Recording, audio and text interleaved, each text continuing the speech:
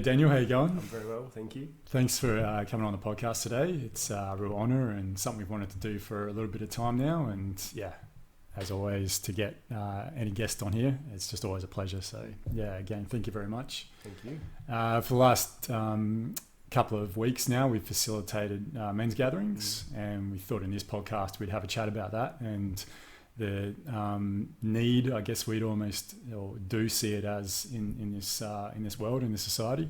So yeah, we'll have a look a bit into that. But if I could perhaps start, Daniel, first with just if we get your understanding into it and your interest in it for you and why you felt drawn to do something like this. Why I felt drawn for it, I mean, last year I definitely felt intuitively wise that I needed to be the part of creating a men's gathering circle. I think the first thing is that I needed it. Personally, it was something that was definitely lacking an abundance of in Perth, is that actually coming together with other men and kind of working together or being supported by listening to and talking. There's some great men's groups in Perth, but it just didn't seem like all of them fit the need that I exactly kind of wanted. And then I kind of sat with that for a little bit, went to lots of other men's groups. And then it was definitely a personal need. It was really good to sit there and learn off other men while you weren't necessarily being directly taught by them. You weren't just their student, you were genuinely the same level brother as them. And it's incredible to be a part of something right now. And it seems like the audience is really kind of soaking it up as well. It's not just a personal need, either just for myself or for you. There's other men out there who are actually really looking forward to this as a social thing as well, just to connect on a non-ego based level. It's sure. Exciting. Yeah, and that's something that you and I really pushed forward with this, is that it's not about, definitely as men, and it's finding that fine line, I feel like, to become like that competition that so often comes about, like among, and women have it as well, definitely. Yeah. It's like this competitive nature that comes out, and it can sort of push away the ability to be able to help instead, and like really help your fellow man, help your fellow brother. A lot of it can be based in the type of like economic environment that we live in as well, and myriad of other reasons. But to get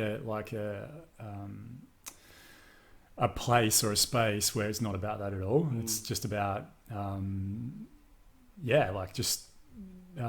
sharing information, sharing experiences that help every other man there. Yeah. And what you said a bit earlier is right. We haven't had that opportunity for a long period of time now. And something we spoke about, Jana and Tash, we just caught up for lunch, and the nuclear family thing and how that has its good points and its bad points, but certainly amongst the bad points is this like real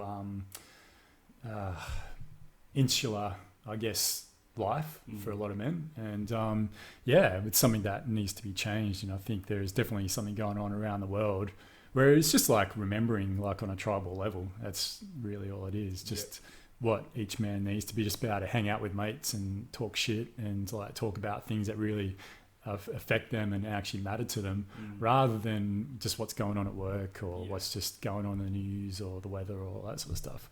Yeah. It's so interesting, that nuclear family, is that the man makes money, comes home, sleeps, goes back to work, doesn't have that element of support, which these things are perfect for. And it's not an element of going out to the pub and drinking and fighting or doing something that's socially what's normal, but these men's groups are perfect for that. Yeah, definitely. Yeah, I think that's so often the way, and what we've seen in the past, and I've definitely seen it with other men I know too, like the only release is to, and we focus on the men here, but it's definitely like women have this issue as well, but we can only, I guess, speak from a male perspective.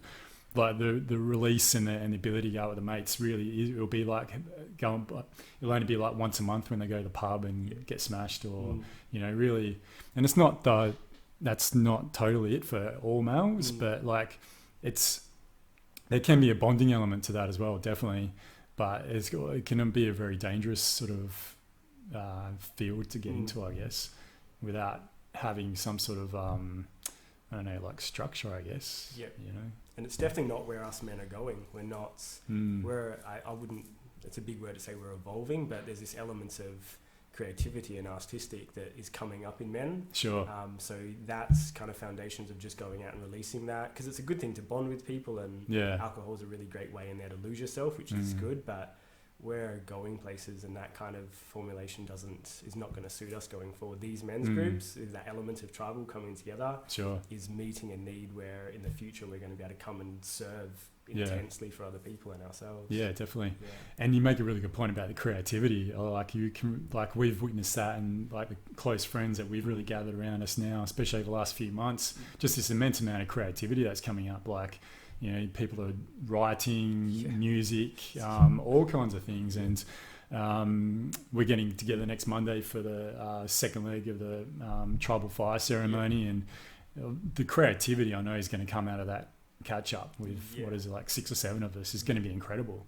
Really can't wait. But man, imagine if like every fucking man on this world had the ability to get together, you know, 6 or 7 of his really good mates, closest mates, and like, okay, let's do this. What can we come up with tonight? What can we create? What's going to benefit not only ourselves but those around us? It's exciting times, man. It's incredible. So what have you felt like now that we've got 2 gatherings under our belts, I guess, if that's the right way to put it? Like, do you feel like you found out of it, like out of those 2 so far, and what have you got out of the experiences so far? Definitely, I felt humble the first time we sat there, because before going in there, I had complete trust and faith. And then it was a really like good personal opportunity to actually step into a new kind of role and realize that who I am is enough to actually keep stepping up into each new role that kind of gives me an opportunity to do. Because before, when I've looked at it, it seems like you have to be something better or more, or you have more money, or you learn a new trade or something, but it's actually not. We're just enough as it is. So it actually humbled me a lot. It was a good personal kind of realization that I'm good enough here. And each role that I get into, each opportunity that I get, I have exactly what I take. What I need to actually step into it and be fine with it. So humbleness was a really, really good one. And I feel before it was quite interesting to know that we're exactly the same. It seems like both nights that we've had now, we're dealing with the same thing. We're in different ages, we're in different trades, but we're pretty much dealing with quite similar stuff.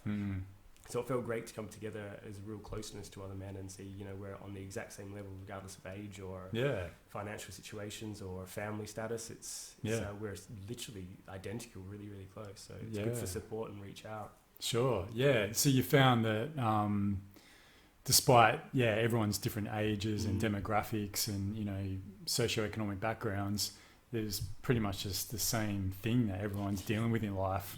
But for many, there was like the first opportunity to be able to be there and represent, I guess. Is that how you... Yeah, massively. And also to realise that we don't need to look a certain way. We don't need to actually have a smile on our face to actually come together. We don't have to act a certain way. If we're fumbling or we're stumbling and we're hurting or struggling, we come with that, and that's good enough. And if we're succeeding one day, we also come with that as well, and it's no difference. It's great. Yeah, definitely. Yeah, and for the longest period of time, there was just not that around really. I guess like you know, it's like sporting organizations and hobby clubs and all that sort of thing, but and they're fantastic, but I don't know, from what I've found and what I've seen, it seems to be like hobby clubs and all that, like they're dwindling. And like we definitely are living in an environment where with like just thinking with like the advent of technology, and it makes it easier just to be home and communicate with the outside world, you know, through the internet. And you know, and the internet can have some amazing benefits to it as well, but it does keep us quite insular, and it sort of feeds into that nuclear family environment that we have. But there's nothing like when you go out with your mates camping or go down to the beach and just all hang out. Like there's this freedom that comes about that you just don't get when you're doing, like, say if you might be doing it through Skype or whatever. There's really something to that. It's that physical element. Yeah. And after all, that's why we're here as, I believe, as human beings, is to communicate and is to be together and be amongst each other, and you know, in this physical expression that we are as a human being. And it's just interesting. I feel like some of these groups that are opening up for both the women and the men are perhaps I wouldn't say a retaliation, but like a need based on this technological thing that's going on the other side as well. Yeah. What are your thoughts on? Possibly, it feels like a big separation, like where it gets so trapped into this technological world, get lost in there, and then definitely it's a need. It's I mean, it's joyful to come together with people and come with real honesty and real vulnerability. You definitely couldn't get that over Skype. There's bases that you could kind of get it, but not that. I don't know. There's something real and organic about actually sitting with other people. Sure. Yeah. I mean, it doesn't. I don't feel like it leaves any room for bullshit. Like. You look at, say, internet trolls who have got this voice based on the fact that there's a wall there between what they're saying and what they're doing and the outside world. So it feels like there's never a protection. There's no, something we've discussed quite a bit over the last few weeks, there's no accountability. So it provides a space where people, and it seems to be, I don't know, I haven't really looked into the whole internet trolling thing, but it seems to be 20-year-old, 30-year-old male, just, you know, I'm sure there's women who do it too, but it seems to be this very teenage boy, like just spouting abuse to like celebrities or sports people or all that sort of stuff. Like that wouldn't go down. It wouldn't play out that way if, say, that internet troll was amongst a group of men and one of the men in that group really brought up some like, you know, real... You might look at this person and go, man, you're fucking annoying or whatever it might be. If it was over the internet, you could just like type how annoying this fucking guy is. Yeah. But like if he's in a group with that, he'd have to really be faced to force out like what's going on with inside himself. Like why do I feel this way when this man's in my presence or this woman or whoever it might be? Yeah. And we've lost that. We've lost the ability to do that. Yeah, it's funny you bring this up because there's a comedian called Louis C.K. Love Louis C.K. Yeah. And I just saw him the other day and it was a clip about him saying that just on that basis is that someone's typing, commented about that he would, you know, one kid would tease another kid, you know, you're fat. And on the internet it's fine, you type it, you feel good about yourself because they've said it and for whatever reason that feels good to the person. But if you did it in real life, as in school, you would watch this kid once you've said you're fat and you would see their look on their face and then you would get that reaction to, oh, actually that something it didn't feel good. So then they would learn, you know, that's not what I do. So definitely, you know, get that part that it would lose that sensitivity or that reaction. But in a men's group circle, it's incredible. If you do, you know, we fuck up, we're going to do it now, regardless of whether we're in these groups, we're all going to step out of integrity. Sure. But definitely to be guided back to a space of sometimes we need to get told quite harshly that we're out of line. Yeah, definitely. And that's a really, really good thing. It's a humbling, you know, knock out of the ego quite well. Yeah. You step ourselves back up and just go, you know what, I fucked hands up, I did that. Sure. And you can kind of move on from it. You made a really good, just a brilliant point there, Daniel. Like there are times that, like no one's perfect. No, there's no such thing. And there are times where, we do fuck up and we can definitely make mistakes. And it's like a meditation practice of like when you let your thoughts get away, it's just like bringing yourself back in again, like bringing yourself, like centering yourself or grounding yourself or whatever it may be, bringing yourself back where you become the observer again. And quite often, like we can just get lost in our bullshit, and you know that's where we can hurt others. But what we can do with these gatherings and these groups is provide a framework that if someone does go off center, for lack of a better term, there's like a support network to get them back in again.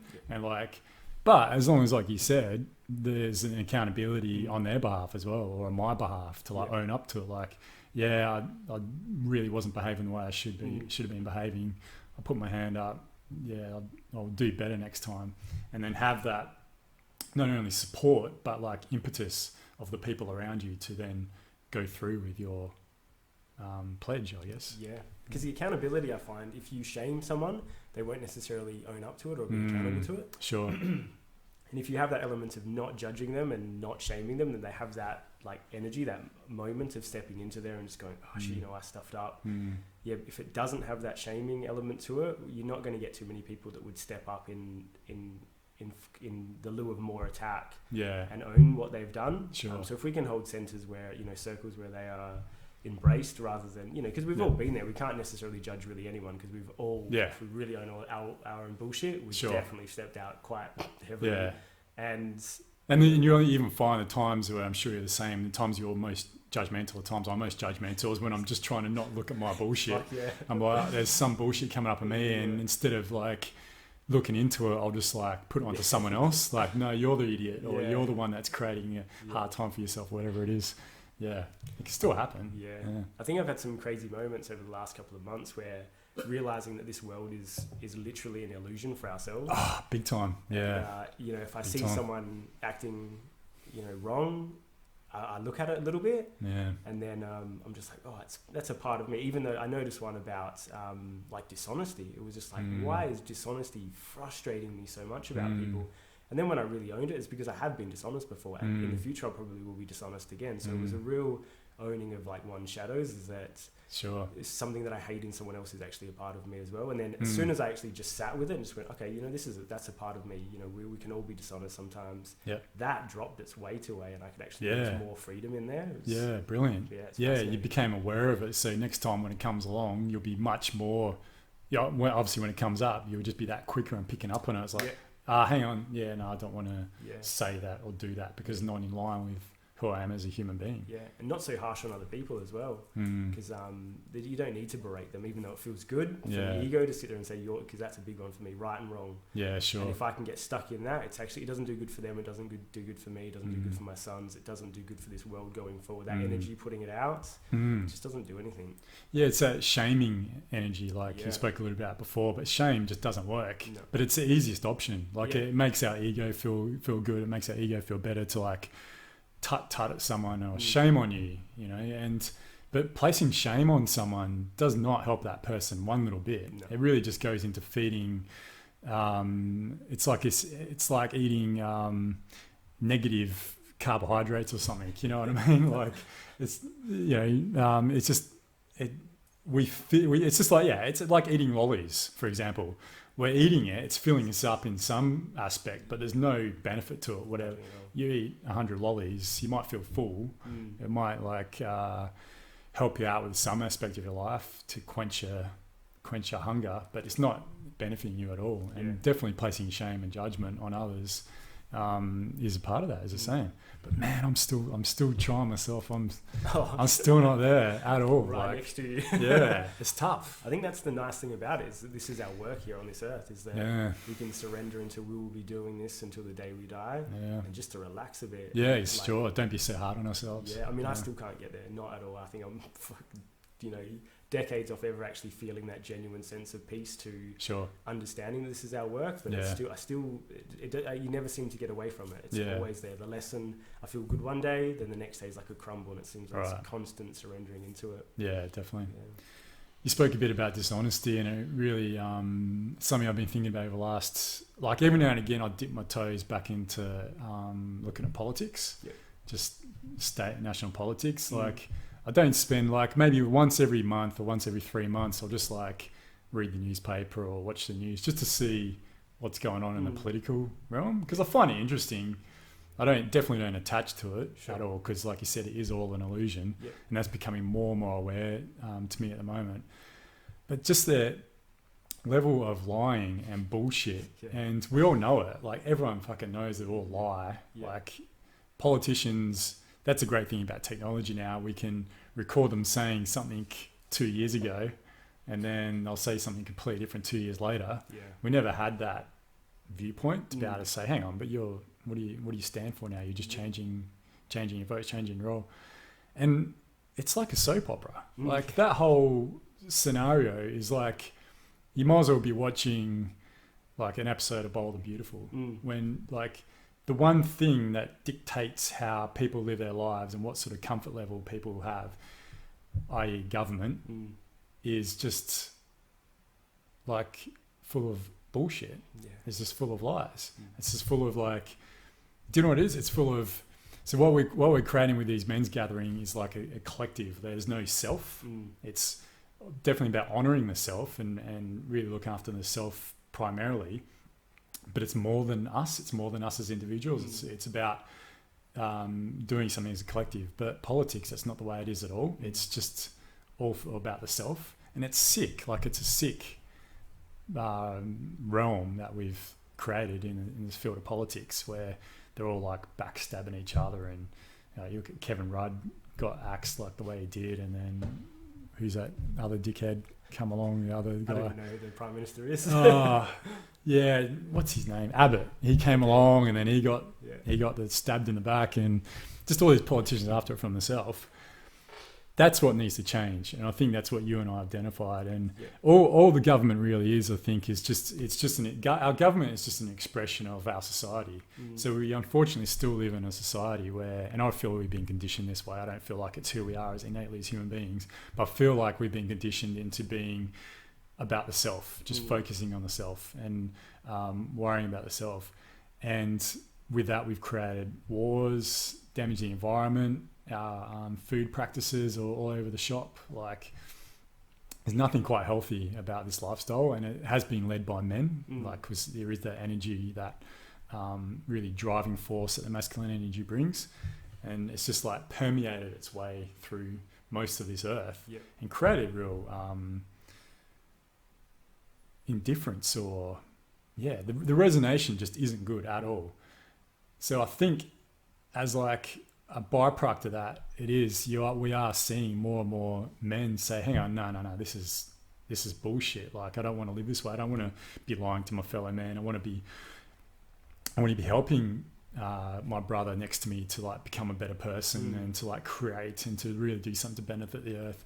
And I really feels like it's just this grassroots thing going on at the moment, but it's going to really keep multiplying, and we'll have some exponential growth to create a new paradigm, to create the change, which is something that, you and I definitely identify with. You speak of heaps of things interesting there, but one part of it is that realm that's not good, that we dislike, is as valuable as what we're going into. We could say it's needed. It's definitely needed, because if we don't have that dissatisfaction, we can't sit there and say, you know, why would we want change if something that we're liking? Sure. So it's definitely having like gratitude towards it will shift it immensely as well. Yeah, definitely. And again, not shaming them, because this external world is a reflection of our internal world. We're all struggling internally, so there's definitely this chaotic craziness going on, because we're not really centered hugely in ourselves. We've still got a lot of growth to do in ourselves. So I think if we move our internal worlds, that'll keep shifting as well. Yeah, for sure. It really does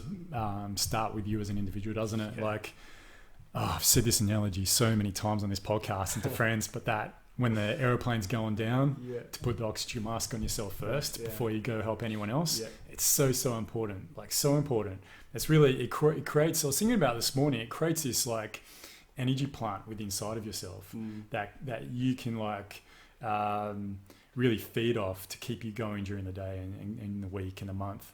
But then you can also, you get to a point where there's enough energy where you become selfless, and it's about how you can then be giving to others, you know. But if you try and slip into that where you still have a hole within inside of yourself, and I've seen that with different healers especially, you know, there'll be those who like want to help and want to do something, but it's more to fulfill a lack inside of them. And God bless them if that's something that, I don't know, I actually don't know where I sit on that subject, but like it has a potential to negatively impact those around them.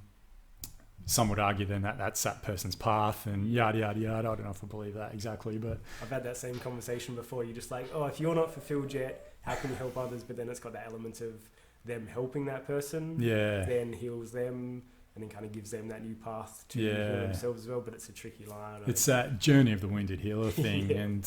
But I mean, I have seen in the past, so we're going off subject a little bit here, but that's okay. I've definitely seen in the past that those people negatively impact another person. So that's an issue. If we're going to put ourselves into a situation by then, I think it also gives us the opportunity to not act like a victim. Sure. So if we believe someone else, if we can sit there and say we can blame the other person hugely, and you know a lot of us will, because some people are going to put us in harm's way, but then if we really look about it, are we being completely accountable to ourselves? If we sit with them, do we not trust people? Then we shouldn't be sitting in places that we possibly might be of harmful. So it could be, it can work both ways, but sure, it's a tricky one. I read an article yesterday. I think she gave a TED talk. I didn't watch it, but she was a psychologist, and it was like she identified the two most important things when you meet someone for the first time. And for the life of me, I'll tell you what I'm going to do. I never do this, but I'm going to turn my phone on during a podcast. The main thing that came up was when you meet someone, like within the first few moments, can you tell if this person's trustworthy? That was like a massive indicator. Like and when I'm looking at this person, do I feel like I can trust them? And like, it's a caveman. It's still like part of it. Like when we were very tribal, and someone from another tribe would come into our tribe. Like, could we trust and be safe with this person? Yeah. So the first one was, can I trust this person? And then the second element is, can I respect this person as well? And I feel like, as great as technology has been and can be, it's left us with an inability, I'd say, to like really tune into our intuition when we're around someone else and like work out, do I trust this person or can I respect this person? And that's where we can like start, really like the whole term, hanging out with the wrong crowd, where there's something turned off with inside of ourselves. There's some intuition that's switched off, whether it's because of like past trauma or there's many different reasons for it. Technology is creating that insular thing as well, which again, we're not as good at using our intuition around other people, and I feel like that's sort of a realm we've been in for a long time, but again, we're shifting out of it. There's no doubt about it. There's more and more people like, and it's same we're talking about a little bit for the podcast too. Same goes for like our lifestyles, not just people in our life, but also our work or our hobbies. Like, if we don't enjoy doing what we're doing anymore, then so many people they're just stopping it. Okay, I want to go do something else. It wasn't like our parents' generation where you had the same job and could have been a shitty job for 40, 50 years and that was it. That was your life. Those times are done. Those times have changed. And it's created this ability for us to really become more self-aware and like bring back some, Terence McKenna calls it the archaic revival, where it's like we remember what it is to be a human being. Because it's been missing for a long time. Life's joyful. It's more like being childlike than it is being an adult. Yeah. We're definitely getting back to that. It's slowly bubbling up. Yeah, exactly. For a long period of time, I think it was like grow up, be responsible, be an adult, and that whole Peter Pan analogy was sort of looked down upon a little bit. But it's not like you become a boy again. It's just embracing that aspect of yourself, embracing your boyish nature and your fun-loving, unconditional love, even really tapping into that. But we've sort of, I think as men for a long period of time, going back 100, 200 years, it's been like slapped out of us, like, or even like physically abused out of us, verbally abused. Because it's not, like status quo for a man to be sit there being playful or inquisitive or artistic necessarily. It's go to work, drink, act strong, manly, whatever it is. It's kind of been this really broad generalization of men, which are crazily artistic and fun and incredible, which it's an opportunity. Yeah, exactly. And what it brings up is just quite incredible. And you think with the last 100, 200 years, I'd say since the Industrial Revolution, really, when if you took an analytical look at it, agriculture, it can be argued it started, but then the Industrial Revolution came along. It just was about like, just go to work. If you're feeling upset about something, just keep it in, deal with it yourself.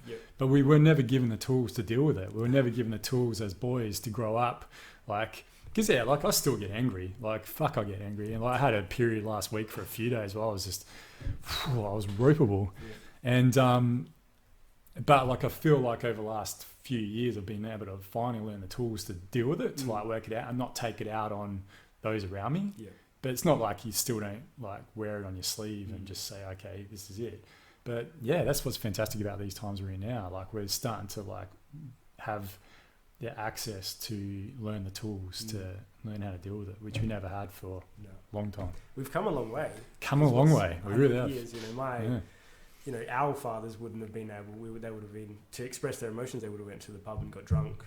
And that's their only element. So we've come a long way with not real much help. Sure. For now, we can sit there and just say, even for anger, we're definitely allowed to get angry, and that's such an incredible place to sit there and say, even just to say that I'm allowed to get angry is a big thing, because there was a shame put on that as well. Massively, and like men being stronger physically than a woman, it's hard to sit there and do that as if you're not going to hurt someone else. But anger isn't bad to be released at all, as long as it's done in like a really safe kind of way, in a mindful manner. Massively, and it's good to kind of own that, because I'm not going to be Buddha sitting there just enlightened, free from all these emotions. The more we're embracing that and just going, today I feel sad, today I feel happy, today I feel joyful, today I want to, I'm angry, I want to kill someone. That element of just like, letting that out is beautiful. Yeah, it is. And I think it's a really important facet of being a human being. And what my personal belief, of course, everyone has different beliefs, but my belief is that I'm not here to be Buddha on the mountain under the Bodhi tree, like full time, that is. Yeah. Like, it's definitely there, and I definitely feel it's accessible, and I've perhaps had glimpses into it, which has been amazing. I'd like to continue on that and research into that more. But there's also the part of me that likes, there's a energy and a power that comes from being angry as well. Yeah. Like, it's a really primeval, like, power source, like biologically, this real power source that comes out through getting angry. It's what you do with that anger. That's the thing. And I think for a long period of time, because men haven't been able to like deal with their anger properly, we've been told to suppress it, to put it away, and just don't use it at all. And so then it bubbles up you do that. Like, I know this happened to me, especially in my 20s. I'd like, okay, I'll put it away. And then once every 6 months, I'd just go berserk. I think that's how we've all done it. I think this last probably month or 6 weeks is the first time that I've actually been supported, had a really like tricky, frustratingly, really aggressive time. Moments kept coming up to me that, obviously led me into a place of like genuine anger, and I validated as well, which was okay. For my ego to sit there and say, I'm angry because of this stuff. But it was the first time that I was actually embraced by a brother and said, like, feel angry, like feel pissed off, feel all of that. And before that, it was never been that case. It's been like, if you're getting furious, people will walk away or judge you. There's something wrong with me. And there's no. It's incredible. And I mean, I'm so immersed in this world. So and for me as well, for the first time for this to happen, some other men feel must completely lost. They have no support. So it's good for these groups. Yeah, for sure. And it's like for younger people as well. We've had like the first.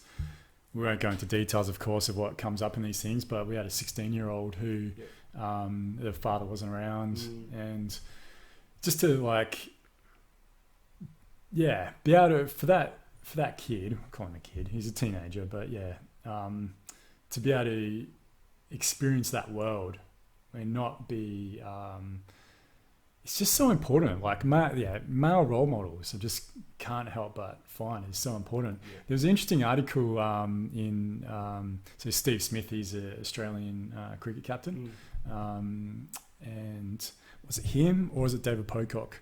Shit, I can't remember now.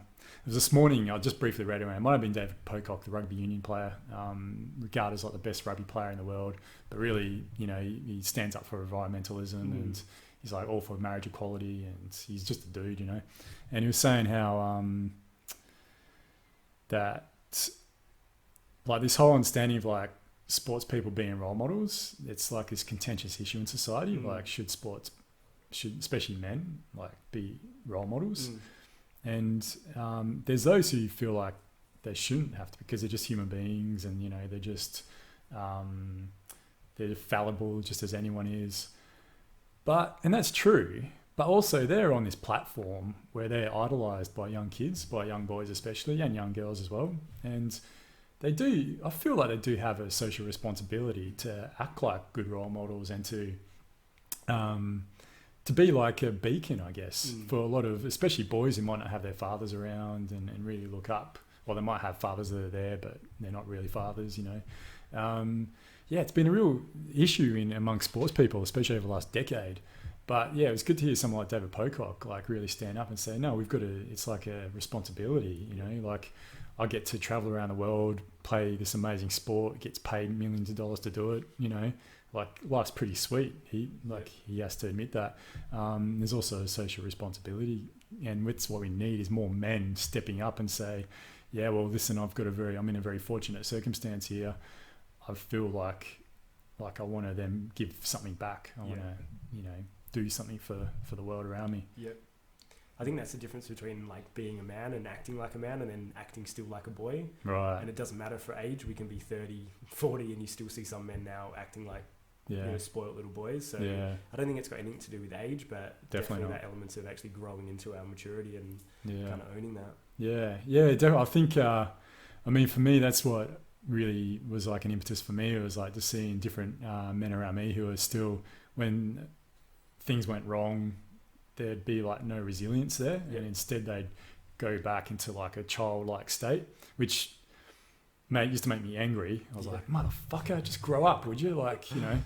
But then I've shifted around into a space where I have like compassion for those men. I'm like, man, fuck, it's pretty tough. Like to have to, when you deal with shit, have to resort back to being a 7-year-old to like get through it. Like I used to put a tremendous amount of judgment and anger towards men who did that, because that's where all this violence comes from and all that, you know.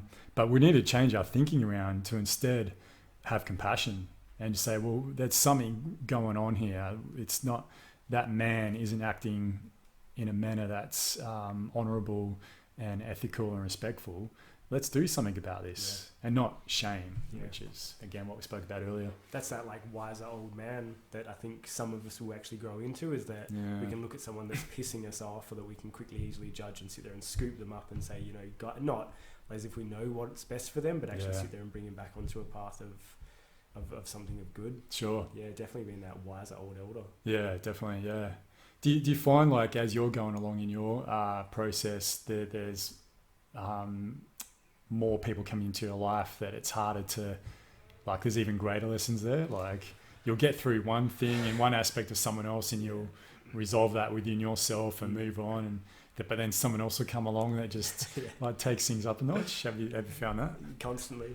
Yeah. I think this time last year I said to a friend, I was like, fuck, this world is magical. It was just this incredible amount of like awe going on, especially for the last 2 years. There's just been this magic, constant unfolding of like literal magic. It has blown my mind so many times of just watching stuff going on, just going, holy shit, how is this possible, even just for myself? And then like listening to friends going on, it's like, this is magic, literal magic, constantly.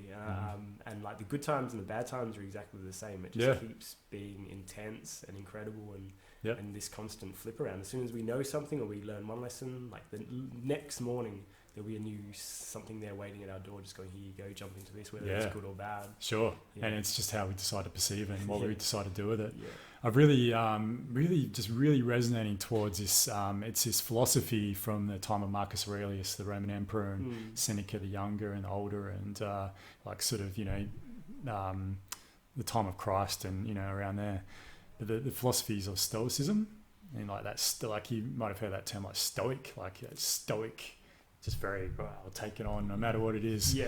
I mean, it's not so much that. It's not so much like taking on anything that comes in your life, but it's more about when challenges come into your life, which they do, like challenge, you know, things that are out of your control. It's going to happen to you. It's going to happen to me. There's things going to happen in my life that I've got no control over that are going to negatively affect me. Yeah. It's what we decide to do with that. And it's this amazing book by a guy called Ryan Halliday. It's called The Obstacle is the Way. And it's a book based on Stoicism and the teachings of Marcus Aurelius and Seneca the Younger. But it's like using, whether we perceive it as being good or bad, but especially just sort of looking at the ones that we perceive as bad, using that as, okay, I see it as an obstacle at the moment, but I'm going to actually use that as my power source to overcome it. So I'm going to turn back on that thing, which is ultimately just a thing, an element within inside of us.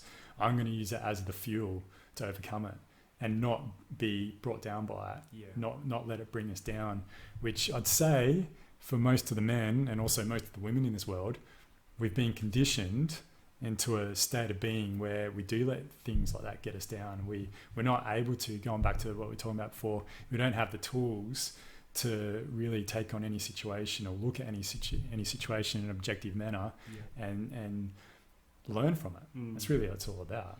Just learning from it. I think we're coming into that element of being able to own all those really bad things, because I think that's why it's shifting so rapidly right now, is that there is so many people going, I'll take whatever circumstances are coming at me and go from it. Yeah. I think personally, from what I've seen my biggest transformation sitting in grief.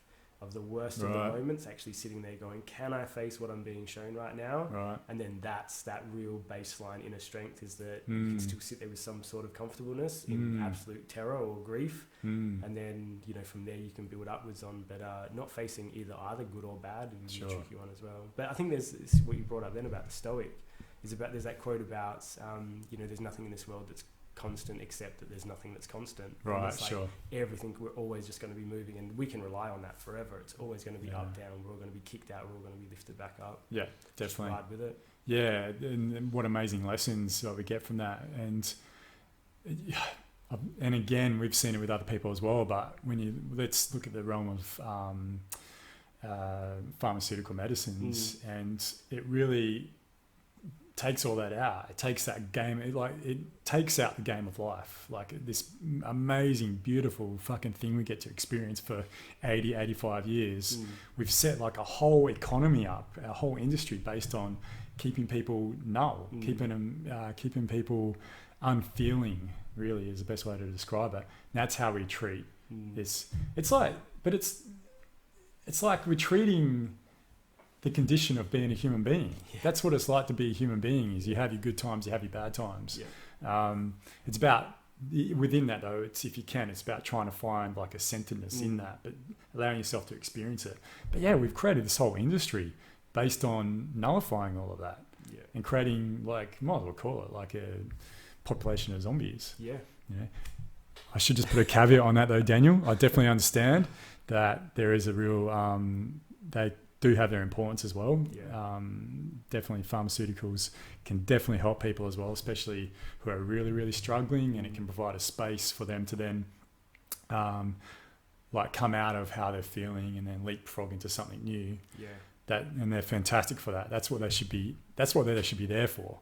However, instead we've got a world based where doctors, healthcare professionals prescribe these things to people with no intention of getting them off it, like no intention of, okay, we're gonna give you a prescription medication now, and we're gonna work through this, and over the next 3 to 6 months we'll bring you out of it, and then we'll go into. There's none of that. It's just like, well, we'll put you on it, and this will fix you up.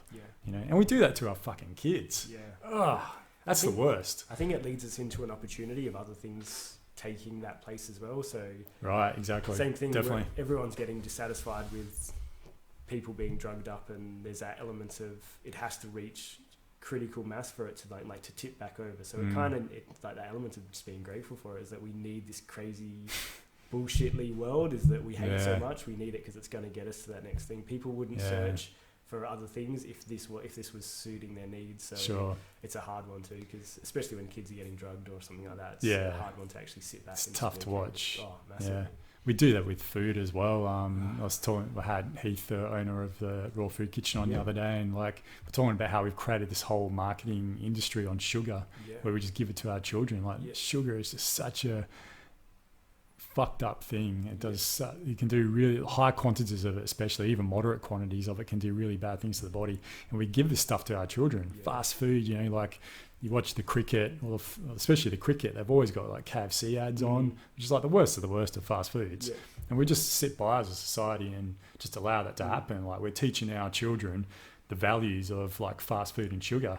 Like, here you go, kids. This will keep you entertained.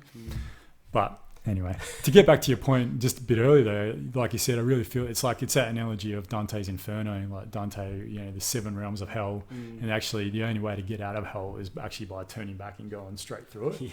And that's a great analogy for like this life. You need to go back, do the inner work, really look back within yourself. Like, because, you know, that's where all the answers are in here. You can pick up wisdom from other people around you, from different teachings and from different things you've watched or listened or whatever it may be. But it doesn't mean shit compared to like the knowledge and wisdom you can gain just by going within. We just need more and more people doing that. I think we are. I think it's definitely getting to there. Certainly. And I think if we can, we sort of spoke about technology and the negative impacts it can have, but the technology and the internet can really help facilitate that as well. Like if only one person watches this podcast today and like picks up on one little thing that we've said that then helps them, even if it takes who knows how long, helps them understand their life a bit better and to like learn about being grateful and just how strong and how beautiful and how powerful they are as a human being. Fucking fantastic. Yeah. That's what it's great for. And then that person can go on. It's like that butterfly effect. Yeah. And that's what technology has really allowed us to do, is to be able to share our experiences and also understand other people's suffering as well. Like when we can now look at footage of some children in Syria, you know, where their neighborhood's been bombed. And it's no longer just like something we'd see in the newspaper or what the news would decide to show at like 6 p.m. Like they can put something up on their smartphone and it's in the internet, and like we see this is fucking horrible, but we see like their baby sister dead on the ground, or, you know, then we can really, that's not good. Like we can really, because we can see it, we can feel it, but we never had that ability even 20 years before that. Yeah, we definitely. I think it brings up a thought for me, is that we're so accountable to help each other. Is that we don't know how.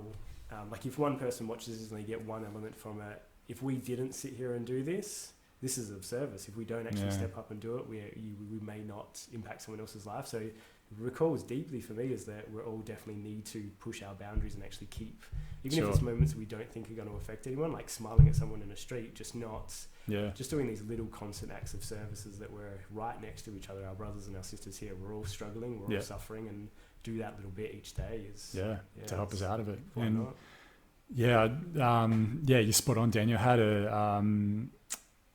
I had a conversation with one of the guys at my work, was talking about these nights that we're doing, and he asked me like, what makes you think you can do this, or what makes you think, sort of like, he was good about it, but he was just like, why do you feel, Adrian, like you're worthy of doing this? And I just said to him, I don't like, I'm doing this as much for me, very much like you and I, we're both doing this as much for ourselves, and we're by no means perfect human beings. We're just doing something that we're taking it. It definitely feels like, in a way, taking ourselves out of our comfort zone, just because we feel like we need to, like we need to do this, but we don't have the answers at all. And it's not about that. It's not about some guru understanding, because it's just, it leaves off so much else. Like it's more about a co-creation and creating something as a collective, and going back to the self, like taking ourselves out of the way. But that means also being humble in who we are, and very aware of, no, I don't have all the answers. Daniel, you don't have all the answers, but the answers are there. The knowing, the knowledge, the wisdom is there. Let's find this together. Having the courage to jump out and do that. So I'm finding now with music at the moment is because I've got a handpan and a sitar, and I play both of them very rarely, very infrequently. Well, I mean, I will play them probably every single day. Actually, I'm not trained in them. I actually don't know any musically. Sure. But me putting myself out there and doing that affects other people. So if I sit there and say, I have to be a musician before I can play that, is missing the step, is that I'm already, even if it's playing badly, I'm actually already affecting people in a really incredible space. So not thinking that we need to get someplace or somewhere to then step into it. Fucking right now is the time to step up. The present. Exactly. And no time to waste. Even if we fumble and stumble doing this, that's the point of it. Yeah, but also knowing that if you do that, if you do have the courage, nature will reward you as well. Massively. It will fucking reward you. It'll come in and like help lift you. There's no doubt about it. But I feel like been conditioned for so long now. If you go out of your way to help someone else, it's like you're taking energy away from yourself. Like it's not how it works. Like you really do get repaid in a fantastic manner. Immensely. And generally all that is like this deep level of contentment and happiness. It doesn't necessarily have to be like material wealth or, whatever the hell it might be. It's just this deep, contentment. Yeah. That's what we should be really teaching everyone else. Yeah, we got to know that this universe has our back. It's like just then, as soon as you step up into something, the next day, I keep hearing it from everyone, and it happens to myself as well, is that as soon as you step into something, like the next day you'll be gifted with something. You're like, how, even now after all these years of playing with that element of manifesting things, is that it still amazes me. It's like you put that intention out there, you feel it really intensely, and you actually be courageous enough to get in there, and it will just go, here you go, next one, here you go, next one. And if you want shit times, it'll also give you that as well. Yeah. Yeah, definitely. I think we can, the best way to decide that upon ourselves is if we want to live life from the head, like purely from the head, from the mind, or if we want to do it from the heart. Like if we really move through the world from the heart and what we feel feels right and feels just and feels good, that's when we're taken care of. The mind is definitely important. The mind allows us to focus and it's very important, but we can definitely get caught up in our mind like 100%. And then we start making decisions based on the mind. That's when trouble can ensue. So like if you can live life from the heart, really move through the world from your heart. And it's not to say you'll always be in the heart, but it's like just making sure that you're aware and just become back to it, become present, just much like a meditation practice. That's when the synchronicity flow. That's where, serendipity occurs. It also allows other people to jump into their heart as well. Yeah, sure. Just to say, okay, this is actually not so bad. I can do this. Yeah. Well, Daniel, might wrap up there, but what do you reckon? If perhaps you could give a bit of a plug to the men's gatherings? Yeah. Would you like to do that? Change men's gathering, so it's every fortnight. Last one was just on Sunday the 21st, so the next one will be done in a week and a bit's time. This time will be done in Hamilton Hill, so closer to Fremantle if anyone's going to be around there. 6:30, I think we're going to keep the times as. It's a $15 exchange, usually goes for about an hour and a half, and then we just chill out afterwards and chat, and it's good. Come along. Yeah, it's been brilliant. I mean, I was going to check the date. It's on a Sunday, and so the next one will be on Sunday the 6th. And just, the men that we've had there, it's just been great. Like, it's just no bullshit. Like, every man's gone there and, like I said earlier, just represented. Like, it's like there's been none of this cringing. It's just been fantastic. Like, personally for me, and I know it's for you as well, like, it's been more than I could have hoped for. Like the men that we've had come along, and would really just be an honour to share that with more and more people. So like get along if it feels something that you're called to, or for any women watching this who have a partner or brother or whoever it might be, friend who you might think's interested, just let us know. The Change Men's Gathering. Look it up on Facebook or Google. We might end it there, Daniel. Sounds good. Been a really good conversation. Much. Thank you. Cheers. Massive honour to have you on here and to have a good chat. And we'll definitely have to do it again sometime. Most certainly. Thank you. Let's make sure we sort that out. Daniel's also working on an amazing documentary as well. I don't know. Do you want to go into the details of that, or do you want to wait till later? It probably might be good for another podcast. But cool. Another documentary is getting made, so it will be really interesting. So we could chat about that. Perhaps that can be our second podcast when you're a bit more going along with the documentary. And cool. He's doing some amazing work in our community. It's just fantastic. So keep going with it, brother. It's fantastic what you're doing. I'll be there supporting you 100% of the way, no doubt about it. And just so stoked to have got to know you and become friends with you. And let's rock it. Cheers. All right. Thanks very much, everyone. And we'll see you next time.